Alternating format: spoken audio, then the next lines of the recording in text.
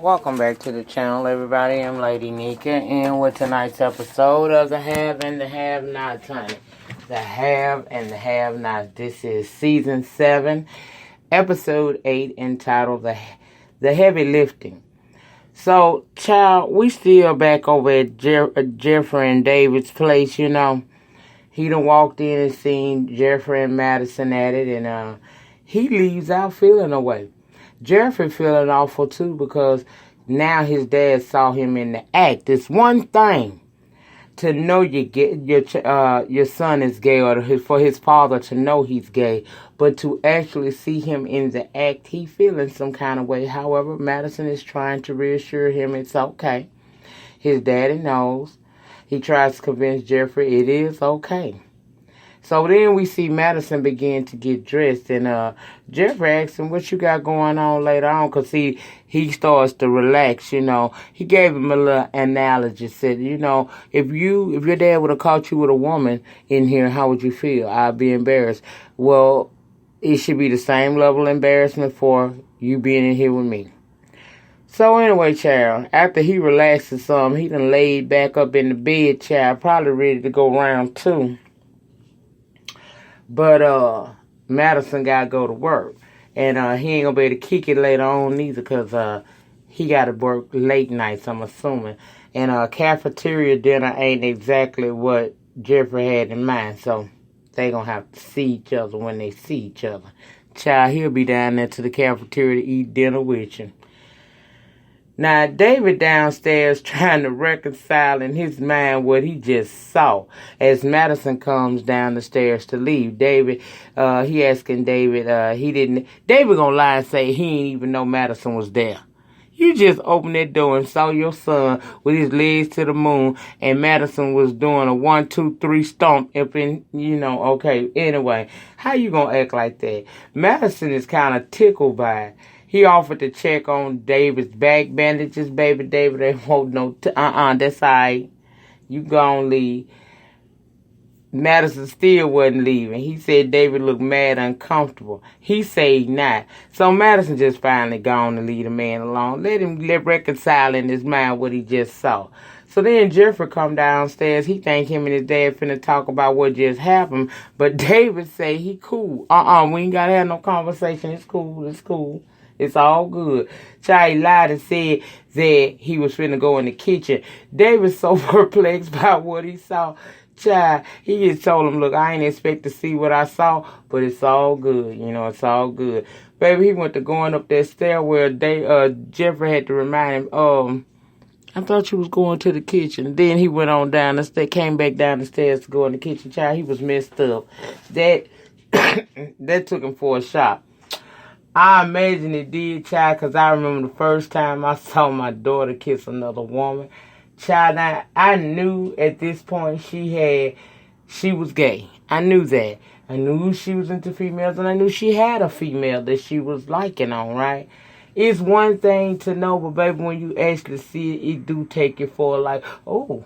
And then once you get past the initial shock, you'll be alright. David will be alright. He'll be alright in a hot minute. And the only reason why it's like that is because if you come from one of them really holy type family, Christian-based families like I did, where homosexuality is spoken so highly against, it is a culture shock when you see it right up close and in person. But child, David will be just fine. He'll be alright when the swelling go down. Then we see Celine go over there to Veronica's house, and she offered her a drink. Celine, I don't fuck with no drink. Veronica want one, though. And then had the nerve to tell Celine it's over there as if to say, go make me one. Girl, treating her like a maid already. Anyway, Veronica asked why she been quiet. Celine said she just been trying to survive and forget everything. Celine admits she did just recently go see Jim, and he was his usual evil self. So Veronica run down to her what she can do for her. Look, we can get him for pain and suffering. We can get him some child support. We can get him all the way together. Celine don't quite trust her yet, and she admitted it. Veronica said, you shouldn't trust me. But luckily for you, you on the right side of me right now. And I can make you rich, bitch. Celine still wanted to a couple of days to wrap her mind around it before she make her actual decision. That's what she said. Child, so she left there, right? And Veronica basically said that she is that bitch and she loves this kind of thing, but it's a stupid bitch that don't want to make money, and she offering her money. Okay? Veronica told her ass, go on rest on it, and then let me know what's up, because I'll be watching. I'm always around. So Celine leaves. Now, over at Charles's, Landon and Oliver having some type of pissing match. I don't really know what that was all about, because, child, it was time for a drink break. I went and fixed me something to drink real quick. So I don't really know what that was all about. So you guys are going to have to fill in the blanks right there for me, because I don't know what the hell was going on. Okay? But what I do know is Hannah went down there to the jail to see Catherine. Of course, she still talking about she wanting bail. And she hopeful. Then Wyatt gonna start asking Hannah to pray for him. And she said yes. Wyatt asked about Jim and she said he's better. He said, thank God. I said, child of nerve. She tells Catherine Jim is fine as well, and they had a little altercation, a kerfuffle. Shout out to Spilly Boy, if you will. Then Wyatt said that he got hold of some bad stuff and he really sorry for his actions. He asked Hannah to tell Jim that, and Catherine said he not remorseful. Don't even fall for that, Hannah. At this point, this child just looking for a way out. Then the cop came to get him, to take him into the little interrogation room so they could have a little conversation. Because remember, she's down here to ask Hannah to take over her, or to take on power of attorney of her estate. As for Wyatt, that's a junkie. I ain't feeling him. I ain't feeling what he trying to portray, because he was perfectly fine with what he did until D.A. George told him, I can help you with the hit and run. You got immunity on that. But shooting, trying to kill your parents is what I'm not going to be able to help you with. So now all of a sudden he done had a change of heart. He done had bad dope. He need prayer and rehabilitation. Yeah, whatever.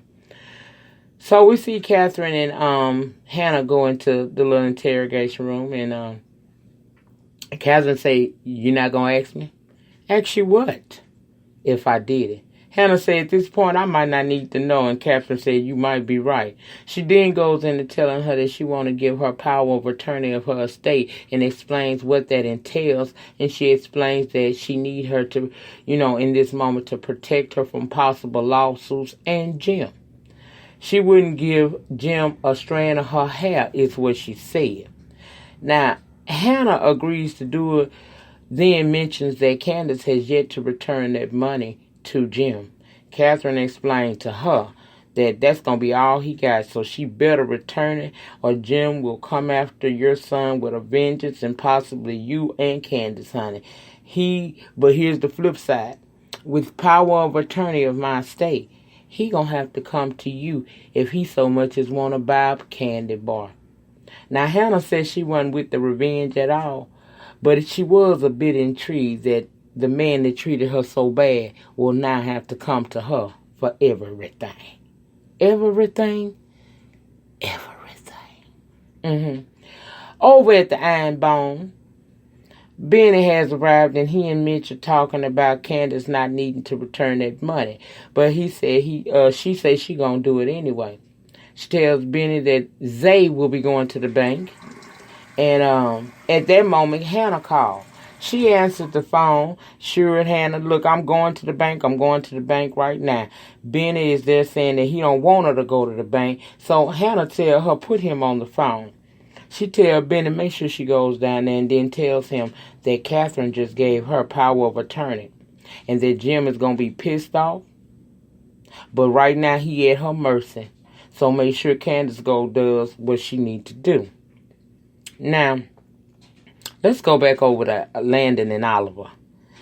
They arguing about Oliver not wanting to look bad in front of Charles. Oliver says if Landon feels he's so bad at his job, why won't he just fire him?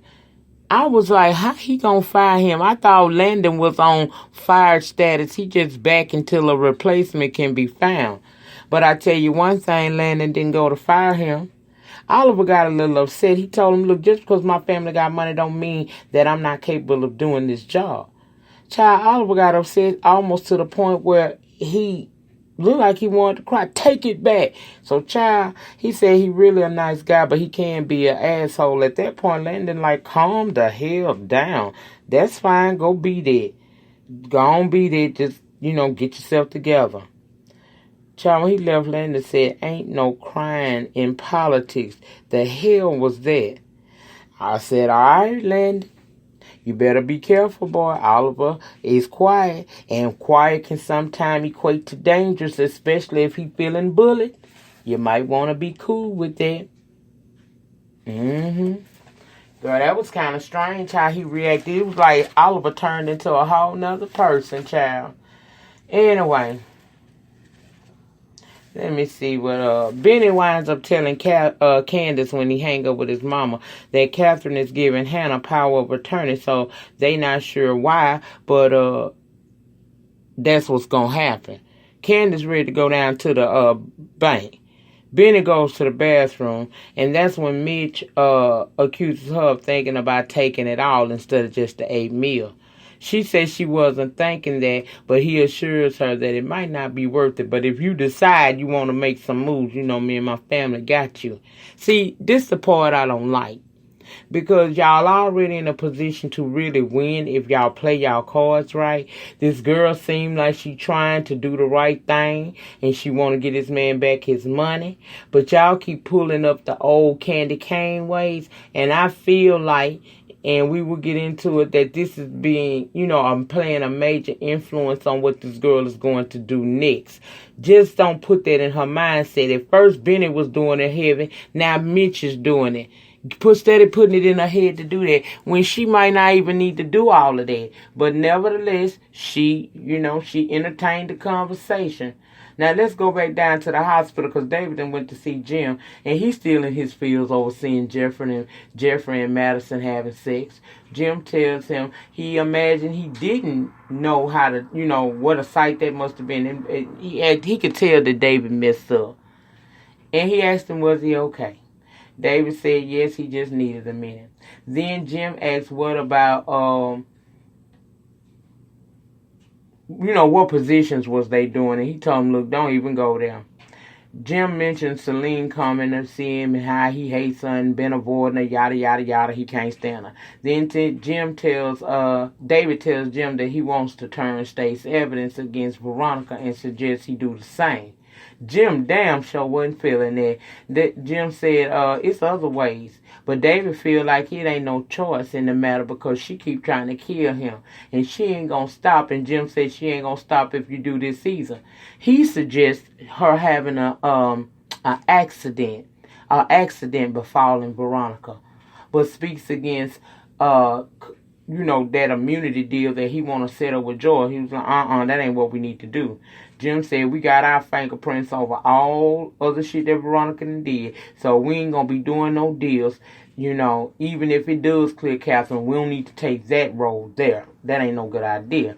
Then, before you know it, while they in there talking, Veronica comes in and Jim says, speak up the devil, bitch. And she said, speaking of Lil Peen, and suggested that she and Jim did mess around years ago. He's saying it didn't happen. She's saying don't lie. Child, David didn't get no fucks and told her to get out. She said she there to serve him papers. Jim, that is. She's serving him papers, letting him know that she is suing him on behalf of Celine. He said that was a small case, and why is she taking it? She just wants to put irons, and she want to just put that 18-wheeler in your back. That's why. Jim told David that he should have held Veronica ass down under that water about 30 minutes. Child, she made a joke about him being shot by his son, and then he reminded her that wasn't it not too long ago your son stabbed you in your chest, aka implant. Child, he told her to leave, and it was clear at that moment when he said that about Jeffrey stabbing her that that struck a nerve, just like it struck a nerve when he said pimp slapped the bitch or whatever that was that David said he had did. Oh, baby, that made her a little mad. So Jim told her that you know, to kick rocks. She said, I came to serve you, but once again, it was, you know, less than. Throwing it out there that, you know, he ain't working with nothing, and she know that firsthand. Even had they told the man where his pimple was, his pimple child, or his beauty mark one was behind there by a pink child, she knew all the tea. So when she leave, Jim told David that she was lying and asked if he believed her. He turned around and looked at Jim and said, yeah, I believe, but I don't give a damn. And told Jim, at this point, you can do whatever you want to with Veronica. In fact, you have my blessing. Then, child, this is where the shit went crazy. David turned around and told Jim he had sex with Catherine right before the wedding. And I'm thinking, dun, dun, dun, dun. Bitch, Jim said, good, somebody had to do it, and thanked him. I was done. Jim ain't nothing, baby. He talk about Catherine puss like her puss is just trash. Oh, my goodness. Okay, let's go to the final scene of the night, child. We got Candace and Benny going down to the bank. He was disgruntled as hell, telling her not to do it. Candace tells the banker lady that she started a process online, and it said she had to come in with her ID so she could complete it. So I guess she gives the lady her ID. Then she asks Benny for his ID, and he won't know what for. Baby, she said to open up his personal account, not a joint account. Candace set him up with a personal account that ain't connected to her at all. So once the bank lady verifies it, she made sure that she also verified the transfers. She would be transferring $8 to Jim Cryer and $1 million to Benny. Oh, he was a perky bitch then. Oh, he was a perky one, honey. He was happy because he sees she not giving that money back. Nothing but $8 of it. And that he now will stand to have $1 million in his bank account. And that's pretty much where we shut off at, y'all. Next week we gonna see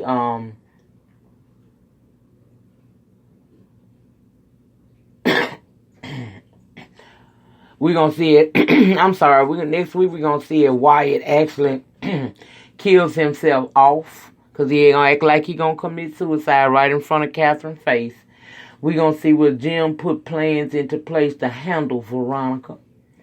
We will also see, find out if Candace, how does Jim respond to learning that Candace only wired him $8 opposed to his $8 million, because we see Mitch in the play too. So I want to see how that's going to play out. Now, next week is supposed to be the mid-season finale. So I need each and every one of y'all within the sound of my voice to meet me back down here next week for the mid-season finale of the Have and Have-Nots. Thank you all so much for coming through, listening in on this podcast style review of tonight's Have and Have-Nots. I thank you all so much for listening again. And in closing, as always, remember the depth of your struggle will determine the height of your success. In the meantime, in between time, please remember to rate the video. Ratings get me recognized on the YT streets. Comment down below in the pan and let me know what you thought about tonight's episode and any pertinent thing that I left out that you want to discuss, put it in the pan, okay? If you have not subscribed to my channel or my backup channel, Lady Nyca Live, please subscribe to both of the channels. The link to the second channel will always be in the description box below the title of the video. Subscribe to both channels. Tap your notification bells. Set them things to all so that each and every time that I go live or drop a pre-recorded video on either channel, which I will be putting content coming up very soon on the backup channel. So go over there so that you don't miss out on a thing. But once you set your notification bells, you should get a notification anytime I drop a pre-recorded video or go live from either one of the channels. Again, y'all have a good remainder to your Tuesday night, and I will see you on the next video. Peace.